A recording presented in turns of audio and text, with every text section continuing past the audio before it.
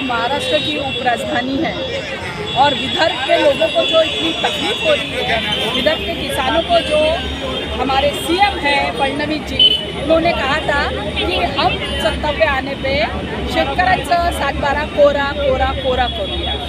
आता शेतकऱ्यांचं 7-12 कोरा झालं कि नहीं झालं ये तो इन्हें समय सब दिखाई रहा है कि लोग यहाँ पे हाहाकार मचा रहे हैं, किसान लोगों की क्या हाल है वो हमें दिख रहे हैं। विडंबना तो ये है कि जो गर्मी में, बारिश में, धूप में, रात में, दिन में 24 घंटे अपने खेती में, अपने खेत में खून पसीना एक करके अनाज उगाता है और हम लोगों को खिलाता है, लेकिन जो अनाज बेचता है जिसको, वो ट्रेडिंग करके बड़े बड़े उद्योगपति, व्यापारीगण एसी में बैठ के, एसी गाड़ी में घूम के, 1-2 करोड़ की गाड़ियों में घूमते हैं, इतने बड़े बड़े बंगलों में रहते हैं। अनाज उगाता कौन है? खून पसीना एक कौन कर रहा है? हमारे किसान भाई, हमारे जो शेतकरी बंधु है, उनका परिवार करता है। और इसके मजे कौन ले रहा है? जो व्यापारी वर्ग है, जो उनसे अनाज खरीदता है,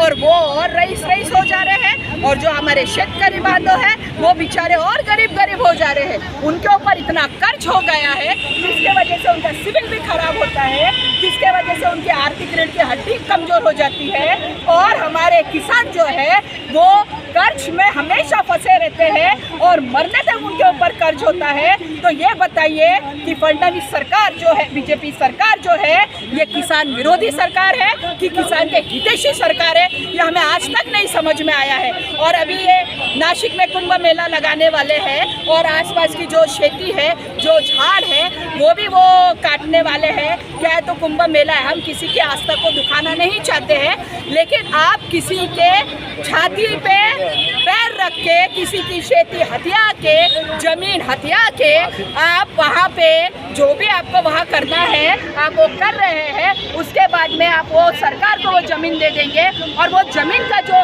हिसाब रहेगा वो किसके पास रहेगा? तो ये जो मनमानी कर रही है, जो सरकार हमारी मनमानी कर रही है, इसमें कहीं ना कहीं अंकुश रखना चाहिए। और हमारे किसान भाई अगर क्या यहाँ पे आंदोलन ही करते रहेंगे, अपने खेती में काम नहीं करेंगे, बियाना नहीं पेरेंगे, खेती को पानी नहीं देंगे, तो वो काम करेंगे कि वो सड़कों पे आके बस यही करते रहेंगे।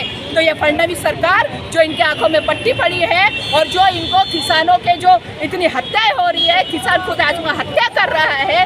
किसानों को रात में जब यहाँ पे अधिवेशन होता है तो हमारे किसान बांधव अपने विचार और अपने परेशानी रखने के लिए जब ये असेंबली में आते हैं दिसंबर-नवंबर के समय, तो हमने उनसे काफ़ी वार्तालाप किया है। उन्होंने हमें बताया कि बोले मैडम, जब हम यहाँ पे रात में बिजली देते हैं, हमें कभी कभी बिजली नहीं रहती है, वहाँ के सांप बिच्छू कितने लोग सांप बिच्छू काटने के कारण मर चुके हैं। बोले अब बताइए इसके हत्यारा कौन है? और सरकार का कार्य है किसान हो, युवा हो, रोजगार हो, महिला हो और आर्थिक जो भी स्थिति है वो राज्य की, उसका पूरा भार गृह मंत्री जो होता है राज्य का और जो सीएम है राज्य का, उसके ऊपर होता है। अगर किसान हत्या कर रहे हैं, अगर मजदूर हत्या कर रहे हैं, मर रहे हैं या आत्महत्या कर रहे हैं, तो इसके जिम्मेदार कौन है? आप सरकार चला नहीं सकते हैं तो कृपा करके गद्दी से नीचे आइए। किसानों के शरीर, उनकी आत्मा को झिंझोड़ कर, किसानों की हत्या करके, किसानों के मृत शरीर पे आप राजनीति करते हैं। आपको शर्म नहीं आती है कि आज हमारे किसान लोग कितनी तकलीफ में हैं? कभी अपने एसी और अपना घर छोड़िए और अपनी गद्दी छोड़िए और किसानों के बीच में जाके रहिए और समझिए कि उनके हाल क्या है। जय हिंद, जय विदर्भ।